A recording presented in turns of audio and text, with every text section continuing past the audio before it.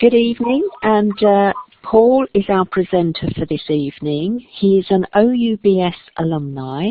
Paul is a freelance management consultant with 25 years of experience delivering critical and complex change. Paul is also the co-chair for the CMI London and South East Regional Board, so he is a man of many talents. Paul presented a very interesting webinar for us last year, so I'm very much looking forward to this one. And I will now hand you over to Paul, who will tell you a bit more about his background. So over to you, Paul. Right. Can you hear me okay, everybody? Janet? It's a little bit soft, Paul. I don't know if you can speak up a little bit. Yep. Can you hear me now okay? Yes, that's much better. Thank you. That's better.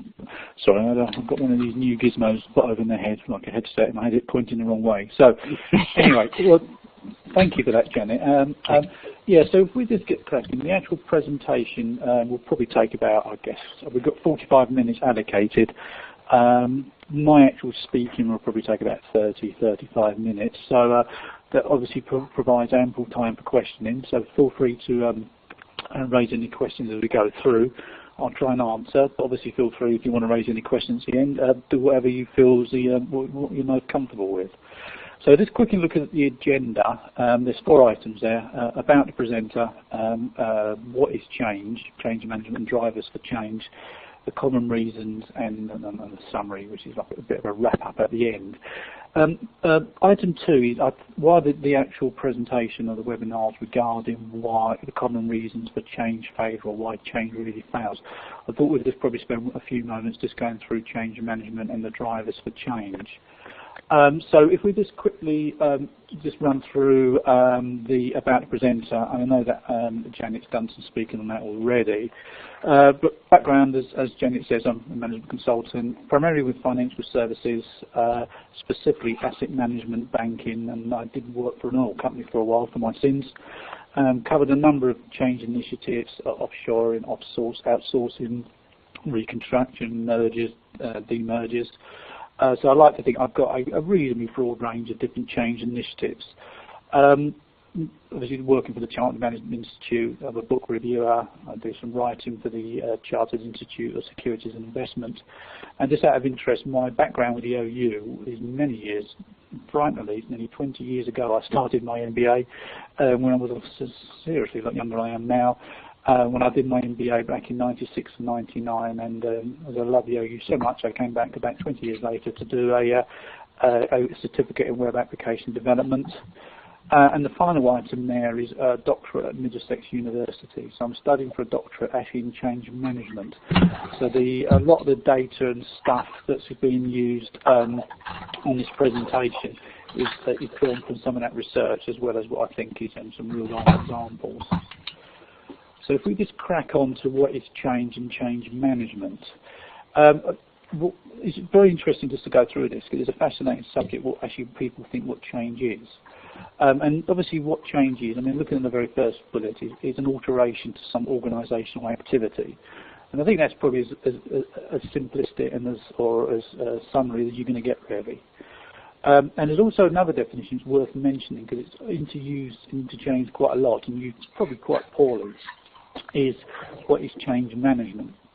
And there's 2 ways you can look at change management. The first one is what we call the proactive planning and systematic implementation of change, where it's very much a planned, controlled, focused, proactive process. But there's a lot of academic thinking nowadays about what people call emergent change, that change sort of happens without being planned. And that's not always a bad thing, it's not always a good thing. And again, we can explore on this a bit further on in the presentation. And the final item I'll just put down there, what drives or triggers change? Again, the most obvious definition is a reaction to some specific problem. But there's obviously different ways you can actually look at it. This problem could be a reactive driver, i.e. you want to keep and maintain the status quo, i.e. you want to keep your current clients happy, or you want to maintain a current product range. There's ones that are called proactive drivers on how to grow or expand the business. Again, you know, so you want to get new customers in, you might want to I put new products on there. And then the third one is what's called political drivers. And I personally don't like the word political drivers, but it seems to be one of these things that in the industry is stuck.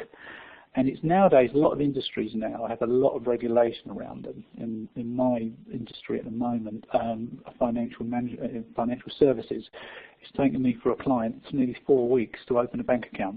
When I was younger, it took 4 minutes. So there's a lot of regulation and changes in a lot of industries, airlines, banking, as I mentioned. And nowadays, a lot of change is driven just to keep up with that regulation change. There's also another one in there, and which is what I call industry-specific drivers. Each industry has its own odds and sods and different ways of working, and it's very important to understand the triggers of change there.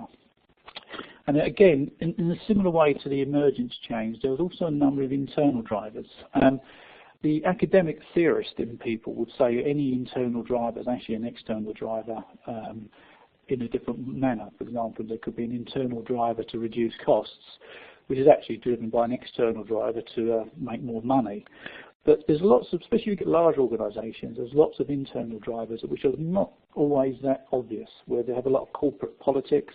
You may have a new manager who wants to just change the structure of the department for whatever reason he or she wants. So it's very important to understand, again, what drives the change. And again, I can explore on this in more detail when we get cracking onto the rest of the slides. So moving down to the common reasons for failure, which is obviously the main crux of the presentation. There are 4 main common reasons, or probably reasons are not the right way. There's more 4 common groups of factors that cause change to fail. I've listed them there as 4 bullets: change and organisation-specific changes, leadership factors, organisational factors, and human factors. Again, while they're listed individual, they're actually they're all interlinked, and maybe with the benefit in hindsight, I could have probably done a nice Venn diagram to explain they're all linked together. So if we were to move on and look at the first item, which is change and organisational specific changes. This is, again, it really depends where you're working, in what industry, what firm you're working, and the type of the firm. So probably the key item at the moment is what is, I've called it the type of change. And this is a very sort of like a multi-dimensional sort of analysis. And there's probably 3 key factors to understand. The first one is how tangible is the change, which basically means how easy is it to measure.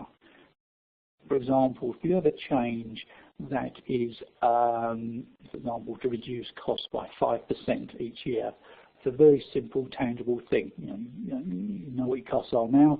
You can work out at the end of the year what they are, and if it's greater than 5%, then very well done. You can have a bottle of scotch.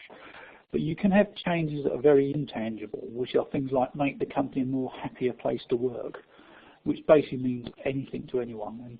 And obviously, if you're going into a change, you really want to know what type of change it is. The other one is what I call strategic or tactical. For example, you may have, let's use a new product. If you're launching a new product, you may say that is a strategic initiative, where it's very much part of the strategic driver of the company. You may need to get board approvals, and all the way down to what I call tactical changes, which could be, upgrade the version of Word or something along those lines. Again, very important you understand this factor. And the third item there is how wide is the change, or is it specific to the organisation or not? You may, again, for example, if you take a regulatory change, you may have to, obviously, let's say, for example, in financial services, the FCA, who are like the chief honcho regulator there, they will often dictate on what changes need to be made, and it's very much dictated from the wider organisation. No, but you could have a small change that's specific to your organisation. So it's very important to understand the type of change and different variables on that, because there's different techniques required to implement different types of changes. The next item, which is called organisation, you should have organisation, or against of organisation, there should be AL at the end, organisational dynamics. Again, those who've worked in many organisations will understand that there's every organisation, it's like a person or a teenage child. they've got their own little quirks and perks that are completely different. You know, you may have two firms look exactly the same.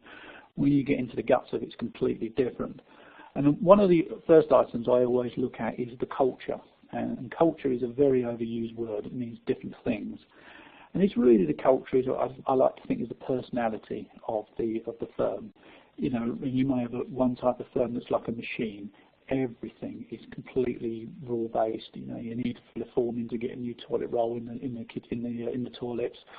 And you can have the other extreme. Where it's a very soft culture where there doesn't appear to be any rules, there doesn't seem to be any hierarchy. You know, for the left-brain people like me, it appears as complete anarchy. But it really depends, and it's very important to understand the cultures. And the other thing around change to understand is probably the next two items, which is power bases and decision makers. If you're going to make a change, obviously you need to make people need to change something, you know, whether it's a computer system, a new product, you know, desk layout, you know, a version of Excel, or it's very important to understand who've got the main power bases. And again, that's not always obvious. You would always often assume that the CEO or the board or the people with the power bases, but that's not always true. Working at some organisations, especially say something like a lawyer, you know, and some of the more even relatively junior people have a lot of power base. You may have technology people. You may have somebody who the only person who understands the systems is the main power base. So you need to understand that. And the other thing is around decision making. Again, it's very important you need to understand how decision is made and who makes it. Again, this links with culture. If you've got a very machine-like culture, you'll probably have a very machine-like decision-making process. It will go to a paper and need to be produced, and it's go to the board. They will then approve it or reject it, as the case may be. Where if you've got something that's very un-machine-like, very soft or very flexible, decision-making could be made at a copy machine or via email. So again, one of the common causes of failure is not understanding the dynamics of an organisation. That you walk in with a change approach for a mechanical type organisation, whereas you should be actually looking at something completely different. The third item now is the appropriate implementation speed. And this is always a very tricky one when you're trying to negotiate with well, in my case, a client, but other people's who are at a place where there have been changes being made. One of the challenges you have is that change has a natural speed of implementation. You know, it's the old horrible phrase, you know, if you have 9 women, they can't have a baby in 1 month type thing. And it's a case of some changes, well, you can probably make them implement quicker, but there's a natural speed. For example, if you're updating, let's say, for example, you're doing a new product launch for financial services, you know, you probably need to get the regulator to approve that. And that basically means it's going to be 2 months at minimum, you know. Where you may be doing other changes, you may be able to do a lot quicker. So it's very important to try and understand in your head how quick the change is, because if you try and rush the change dramatically quicker than its natural implementation speed, you're going to fail. And the last item, which sort of links in with the previous slide, is the driver and the trigger for the change. And there's really, as we mentioned earlier, there's 3 main factors. One is business growth, one is maintaining the status quo, and one is the political or regulation, to give it a name that most people understand. So therefore, just to summarise before we bounce onto the next slide, it's very important to understand the actual change and the organisation you're working in, because ultimately changes are implemented within a bucket of an organisation, and therefore it's important that you understand where that change is being made. Paul, can I ask a quick question? Yeah, I'm studying strategy at the moment, so I'm finding this very interesting. And I wondered, I was wondering, and this is probably a very simplistic question, but would you say that change sort of drives strategy, or does strategy drive the change? Well, I suppose in the if you take a purely sort of simplistic and I use academic in a horrible phrase, I suppose, so a good phrase, you would argue that, you know, the company would have a strategy, for example, let's say, for example, to expand sales by 50%, and that would drive a number of change initiatives that need to be made. But realistically, what happens, it drives the other way as well. It's a two-way thing, because, for example, if you have a change that you want to, like, I mean, I work for a film company as well, and we try and make so many films in a year. you get to a point towards the end of the year, you realise that you can't do all that change within the year, and then therefore you have to rethink your change strategy. I think it's a two-way thing. I mean, really, you would really want change to be driven by strategy. Thank you. Yes, I sort of what I expected, and it's the interesting quote of strategy, culture eats strategy for breakfast. I wonder if culture eats change for breakfast. It should do, yeah. I mean, all that might give you indigestion, but it should do, yes. No, that's fine, and that's good. That's an interesting question, actually. So if I move on to the next slide, let me find the right button. We're going to look at leadership factors. Again, this is, I mean, all key areas, really, I'm going to say. There's four main areas there, really. And I've listed them: vision, regular comms, clear scope, clear set of objectives. But I'm actually, having prepared for this last night, I realised I've probably put them in the wrong order. So I will drop to the very bottom one first, which is a clear set of objectives. And it's very, very obvious to say you need a set of objectives that basically says, why is the change being made? And why are we doing this? Why are we all going to be working the next 15 weekends? And why are we all going to cancel our summer holidays to do this new corporate restructure or merger? And what I'll try and do with my clients is try and get them to word it in less than 20 words why they're actually doing this change.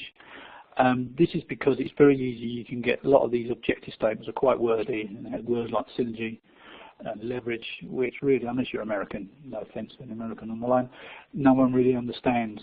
So basically, it's really crystal clear. We are doing this change now. We need to save 50% of costs, otherwise we go bankrupt. I mean, it could be as simple as that. And then once you've got this really clear set of objectives, the next level down, which is actually now the first bullet, is vision. And you can work out, as well as a clear set of objectives, a vision. Where do you see yourself? So the clear set of objectives is reduce costs by 50%.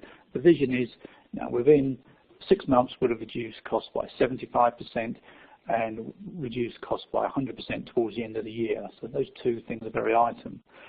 But you've got to understand, and I'm guilty of this as anyone, is that this isn't just words or an email or a nice PowerPoint that gets sent around and discussed. It's very important that everybody directly or even indirectly involved in the change fully understands it, and also really understands, what does it mean for me? If I'm going to upgrade this new computer system or launch a new aeroplane, what does it mean for me? I need to really understand it. And what that's required is regular communication. And there's 3 bullets under there which are quite key. In fact, there's probably a 4th one which I'll come to later on. Is the communication clear? Bear in mind, one of the great phrases I learned when I was younger was, communication is in the ear of the receiver. So if the person doesn't hear what you want them to say, you haven't communicated it. So you have to spend a lot of time with clear communication. And this communication needs to be, beg your pardon, it needs to be relevant. So if you're speaking to I don't know, a senior executive or a client, you basically need to the message needs to be appropriate to them. And if you're speaking to individual staff members, it needs to be appropriate to them. Therefore, you need to think about the channels. So, for example, you may have, if you're going through some staff restructures, communication could be on a one-to-one basis. You can sit down with your member of staff and say, this is what it really means to you. You may have email communications. If you've got clients involved or suppliers involved, you probably need to get them involved in the communication as well. So therefore, as well as having clear communication, the right channels, you need to ensure it's regular. And regular is one of these incredible vague terms that means anything to anybody else. For example, if you're doing staff restructuring, you probably want pretty regular communication, and that would mean potentially every 2 or 3 days, every day. And I'm at the moment working on a major outsourcing where a lot of staff are in scope for job changes and reconstruction, changes of their roles, so that we're having chats with them every day, every morning. We get everybody in and talk through where we are on the project, what it means to them, and we also have various one-to-ones. But obviously, with our small suppliers and some of our clients involved in this, we just have not quarterly, but monthly or even weekly communications. And the last item is the consistency of the change. consistency of the communication. Is the message the same? I mean, you may actually use different words, you may use different communication channels, you may use different frequency of updates, but ultimately everything's got to be saying the same message, although you may be using it different ways. And from my personal experience, and I'm, again, majorly guilty of this in my youth, is not managing communication properly is massively, because if people don't know what's going on, they get a vacuum. If they get a vacuum, they then suddenly make up their own news, and 99 times out of 100 is bad, and then basically in the end you suddenly have a major morale issue. And the last item around leadership, again, and this needs to be almost again from the top, is basically what I've called a clear scope.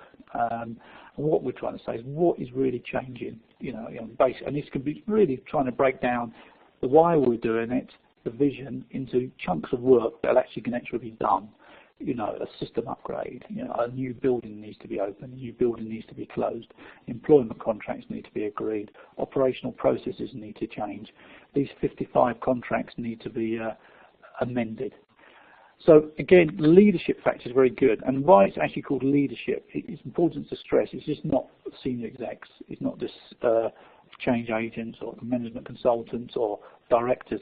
Really anybody involved needs to lead the change, and that could be all the way down to the most junior person in the group up to ultimately the most senior person.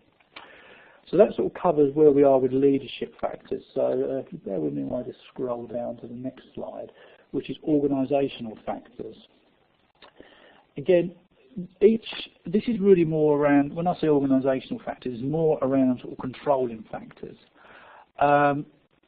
Change is complex and it's horrible, and things, change systems need to be in place to govern and control the change. I think you've got to be very careful here that people, this doesn't become red tape, because otherwise people will rebel and ignore it, and then actually just sort of generally be naughty about it.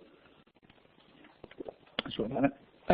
Anyway, to cut a long story short, it's really essential to have control in place, because you're going to be spending the client's money, you're going to be spending your own money, you could be impacting clients, you could be doing some stuff that's required regulatory, legal changes, so you need controls around it. The key thing about the control systems, you need to link it to a number of things. The first one you need to link it to is the structure of the organisational dynamics. So if you've got an organisation that's very, very, let's say, laissez-faire, doesn't appear to have much structure in place, trying to put in, like a 1,000-page change management process, you're going to fail. I mean, in fact, you'll probably get the elbow as quick as you can. Likewise, if you've got a system or a company that's very mechanical and very sort of machine-like with processes, you need to ensure that the processes for managing change are actually in place. So normally you have 3 layers of sort of organisational factors or maybe controls. The first one is a very senior level management forum, which could be the board. I mean, the company I'm working for at the moment is actually the board, and where basically they basically there's a forum that manages all change initiatives across the organisation. So you could have a company I'm working for at the moment is a bank. They've probably got 50 or 60 change projects. This board level subcommittee just manages all those to basically ensure that everything's resourced fine, any issues are highlighted and focused on, any slippage is managed, and it's really saying that companies only got so much money, so much time, or even stress and motivation to make so many changes, and it's really trying to make the best of all of those. What it needs under there is almost to ensure there's some sort of consistency across everything, is what I call an organisation-wide change process. And again, it's just really having a consistent change management process. Again, it needs to link to the organisation type and the type of change. If you make it let's say too red tape, people will rebel. If it doesn't have enough red tape, it'll just, there's no point doing it really, it's just a form-filling exercise. And that will cover things like planning, project plans. Some companies I've worked with wanted a project plan that every day was allocated, which was actually quite stressful, to be honest with you, because I couldn't do that. Other areas we have with people, they wanted a plan, they just wanted 5 or 6 bullet points on a 1-page PowerPoint slide, and I think, again, the other extreme. Other areas around issue logging, RAID log, risks, issues, and dependencies. I mean, Again, one of the key things is issue logging, because the devil's in the detail. Around reporting, you know, weekly reporting, monthly reporting. Again, it's all very dependent on organisation. And also resource booking and allocation. You know, again, some organisations you need to fill a form out to book, book a weekend work. Other people you just turn up on the door at the weekend and you're fine. And the final item there, which is actually probably the most important one in a strange way, is a change control process. So going back to the senior level management forum, there are, say for example, a company has 50 projects on the scope at one time.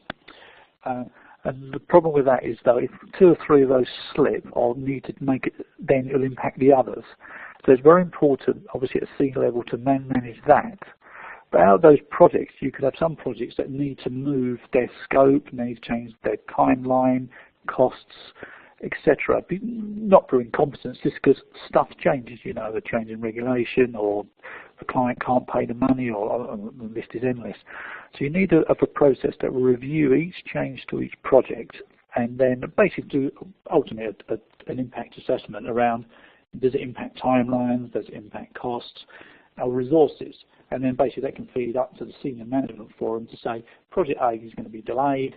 What does that mean to project B, C, D, and E? So they can actually make, well, you know, an informed decision, I suppose, a sort of a laissez-faire type decision. So that's organisational factors, organisational capabilities. Moving on to the last section of the 4. If you bear with me. There we are, found it. It's just really the human factors. I think the key to understand is 90% of change impacts people. I know you may build a new building, you may put a new system in place, but people are at the heart of it, really. So therefore, it's essential. One of the common, or essential, but one of the common failures for change is that people aren't the people as in individuals. You know, their lives and their families and their mortgages aren't taken into account.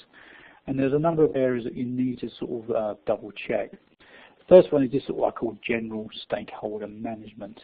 And it's really finding out, you know, who's your seniors, who's your juniors, who's your peers, who's your clients, who's your suppliers, who are the power bases, who are the decision makers, and then it's really just trying to work out basically what do they need to be kept in the loop about, what involvement they need to do, and then when that gets done, it's just to manage them on the basis. So the client I'm working with at the moment, the managing director is very engaged on what's going on. So I send them a daily update or an email on where we are. Where I've worked with previous clients, the managing director really didn't appear to take any interest in what I was doing. So I only used to speak to him once a week or once a month when he wanted an update. One of the other major failures of change is really around fear of change and resistant management. And I've listed them as 2 bullets, but they are very much the same. Again, fear of change. People don't like change. I mean, people say they love change, they embrace change, but deep down, 90% of people are worried about change, especially if the change threatens their status quo, like jobs or their roles or their money. So basically, it's really understanding the fear of change. So really, what basically means is really as part of, again, this comes back to communication and the stakeholders, is communicating what's going on so they're fully aware. Maybe speaking on a one-to-one basis about people, then you can understand why they're scared of the change, and you can understand why they're scared. You can address it. It may be because they've misunderstood something, perhaps they don't understand the full picture, or they should be fearing the change is going to impact them, and then you just need to manage them through the process. And likewise with resistance. Again, you know, people are resistant to change, and fear and resistance often are linked together. To cut long story short, is basically a project I worked at the moment is really, we're doing a lot of job changes. People are resisting it because they feel nervous. You know, I mean, they'd be an idiot if they didn't feel nervous. To be honest with you, if they didn't feel nervous, I'd be more worried. Again, you need to work these guys, find out why they're resisting it. You know, I mean, 99% of people who resist it, they resist because they've got a fear, or they don't understand what's going on. They feel they've been bypassed. They think they've been walked all over. Speak to these people, involve them in the process. You know, it doesn't need to be a formal one-to-one meeting or a presentation. You can just say, you know, fancy a pint down the pub at lunchtime or at a Starbucks, and speak to them. If you understand the resistance, there's 2 things. One, the resistance can be valid. You know, it could be something you've forgotten, and you think, oh, good Lord, I need to sort this out. Or the other thing, resistance, is, you can work on it. Again, it leads to fear. Well, the third item, so I beg your pardon, the fourth item is the suitable culture. Again, this is, again, slightly repeating myself. Need to understand what the cultural organisation is. Again, go and use, and I've used this example before, you may have things along the lines of a mechanical organisation, it's very, needs to be managed one way. You may have an organisation that's very political, very nasty, and some of these big corporations are like this, and some of the civil service government organisations can be very culturally difficult to work in, and there's power bases. There's understanding that, so you can work your way through that. And the final point there is, and I've got suitable hard, which is sort of like project, what you call your traditional project management or your management, and especially your soft skills. And again, it's really important to manage the people through the process.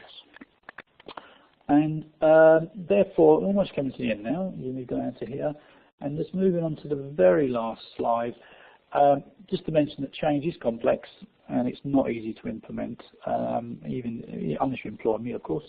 But on a serious note, change is very complex and it's not easy to implement. A lead and management academic, whose name actually escapes me, actually somewhat embarrassingly, says that 95% of change initiatives aren't successful against initial objectives. And that's probably right, actually. I mean, every project has some sort of issues. But however, if one does focus on the following, those four groups I've just obviously been talking you through for the last 30 odd minutes, there are some hints and tips in there that hopefully will understand why change really fails. Some of those are based on, as I mentioned, some academic research, and but I like to think probably the majority of it is based on sort of real life experience from basically having done things wrong myself. And I think that is it. So thank you for listening, and bearing with me for the last half an hour. I guess, Janet, yes.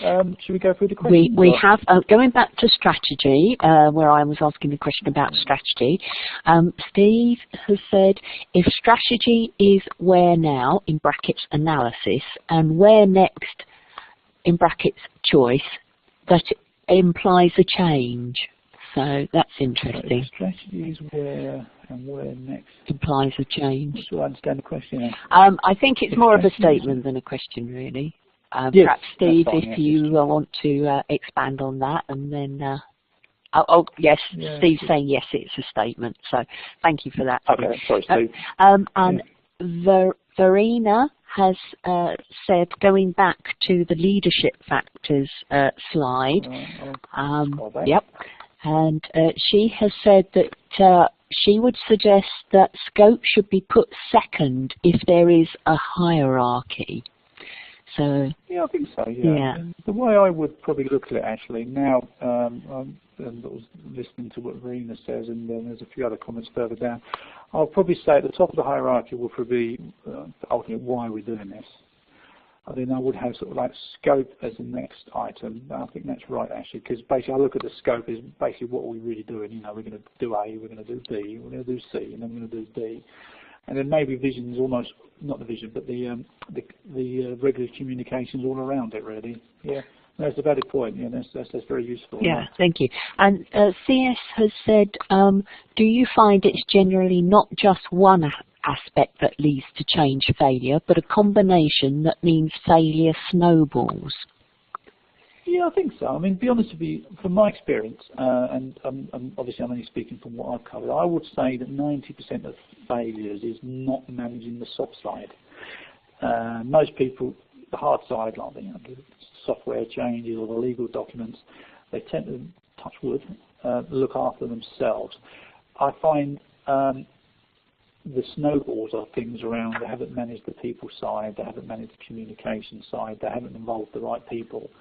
Which is right. I mean, you tend to find a failure on a project or a change initiative isn't normally down to one thing. It's 4 or 5 things, like snowball, which is quite a good phrase, actually. I might steal that if I might. Well, like life itself, actually, things snowball, don't they? When you have a domestic situation, it's often a snowball. And you may find what you tend to find is there may be a problem, like a project client I worked with many years ago. They had a slight problem. They didn't communicate the change. people got worried about the change because they didn't know really what was going on, and there were rumours and counter-rumours and sort of general sort of like gossip line, and that caused quite a lot of problems with resistance. You can almost see there's a cause and effect all the way down, and then suddenly there had to be almost go back into all the leadership factors again to try and resolve what was gone. But but CS, snowballs, that's a good phrase. I like that. That's a good answer. Good question. And AW has said, does an organisational focus on process get in the way of embedding change, i.e. moving on to the next change before embedding the first? That's really interesting, actually. There's an organisational focus on process.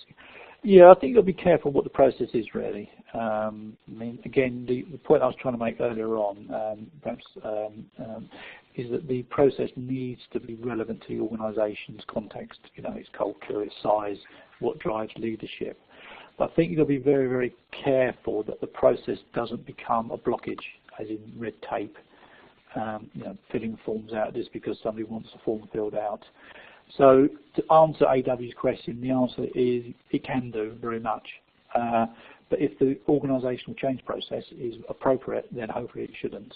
But as AW says, obviously from where he's posted it, he must have experienced that. Yes, I think there's a few experiences out there from the comments that are coming in. CS has said, interesting point about resistance management, which seems to be based on the assumption that all change is good. So. Oh, God, no, very true. Yes, I must admit. I mean, I'm probably too upbeat for this presentation, but yes, no, yes, you're right. Yeah, all change. Not all. I mean, good is a point of view, really, isn't it? I mean, if you're if you're trying to, if you're a shareholder of a company and you want to cut costs, and that basically means it's good for the shareholder because they're going to probably get a better dividend and their stock price is going to go up. For the poor blokes and women who are going to lose their jobs and probably find it struggle to get another job that's bad.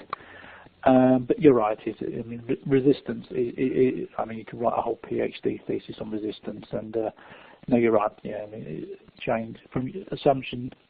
I think change is always good from one point of view, but it depends on your point of view, really. But that's a valid point. Yeah.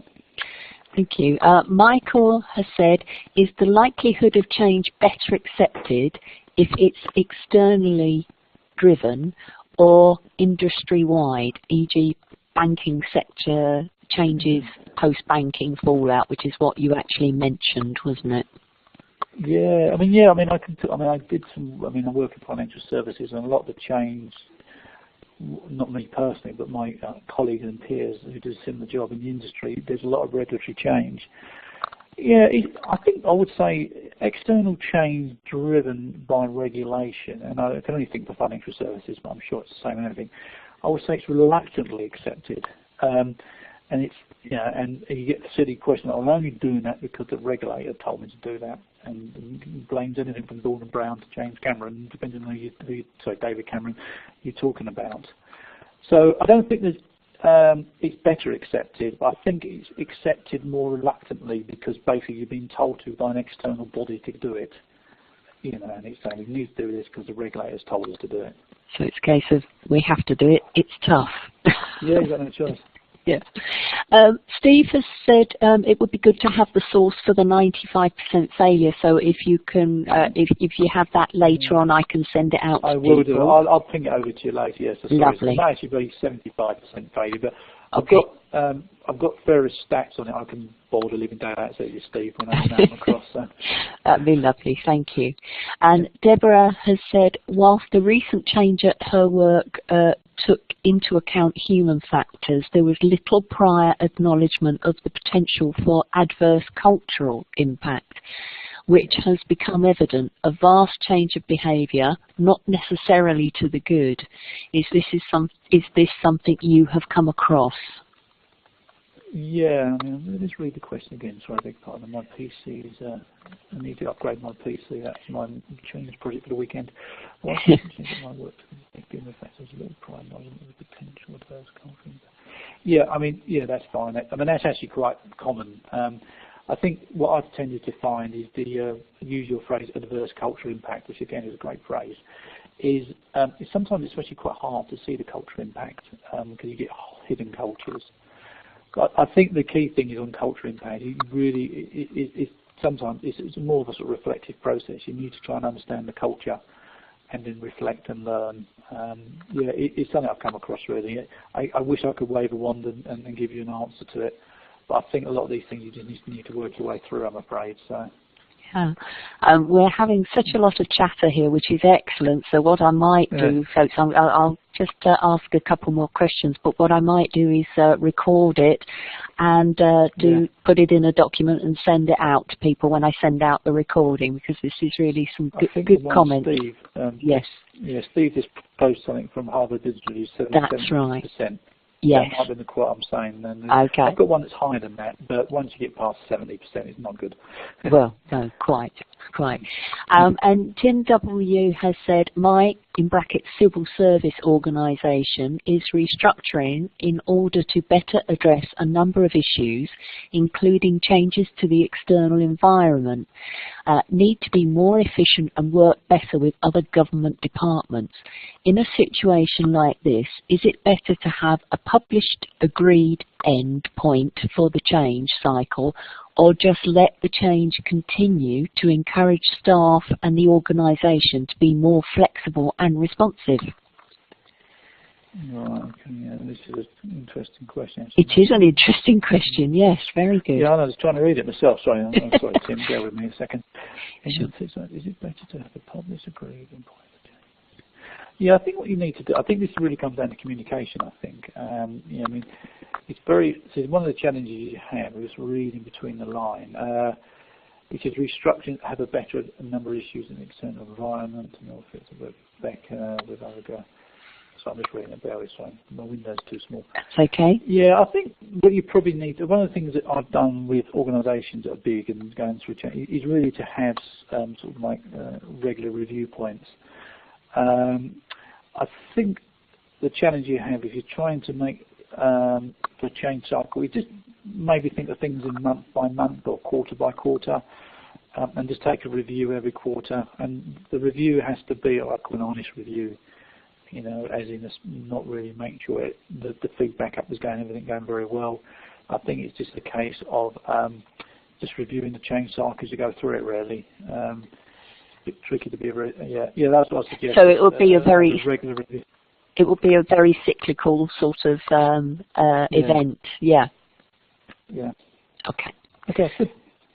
Right, and CS has given us the quote, do 70% of all organisation change initiatives really fail? Journal of Change Management. So thank you for that. That's good. That's good, yeah. Good Thank stuff. you. Thank you. Right, I think we've come to the end of the questions, and it's just about perfect timing because it's just coming up to 7:15, so well done everybody. I think we've done that perfectly. So thank you very much indeed, Paul. It was, as I suspected, it was a very interesting subject, and I think it's a subject that we could sort of explore in great detail. But thank you all for attending tonight. I really appreciate it, and thank you, Paul. I'm going to stop the recording now.